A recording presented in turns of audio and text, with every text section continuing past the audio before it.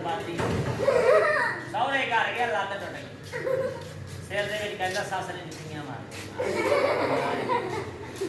घर का नौकर बना लिया 6 महीने आटा गुन्नदा रहा सौरे घर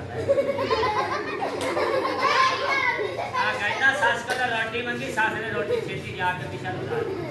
मारे डंडा ते कहता सस ने लत्त भी तोड़ दी कहता हर औखा सौखा जिगदा टहंदा रोंदा पिटदा मां प्यो दे घर आ गया मां प्यो दे घर बह के सिर विच मिट्टियां पा के सस नूं बददुआवां दे कवे ससे तेरा खाना खराब ससे सारे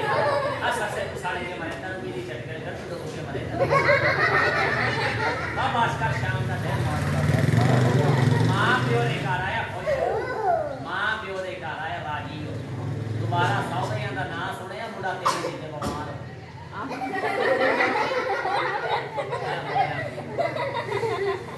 मां प्यो दे घर आया अद्धा किलो दूध पी के मुंडा पहलवान आलू मास्टर ऐना नच के बखाई शाम का टाइम हो गया दोनों हाथ जोड़ के सब नेक बाजियां पैदा बच्चे दुआ अल्लाह की दुआएं दुआ का और सभी अल्लाह के मन वाले ने अल्लाह के मन वाला तेरा हाथ नहीं रखेगा आखेगा 10 की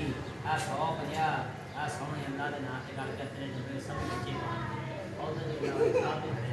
साल का पहला 100 देना पाक अल्लाह पाक है कहता जा और सारे बच्चे उठा उठाना अपने अपने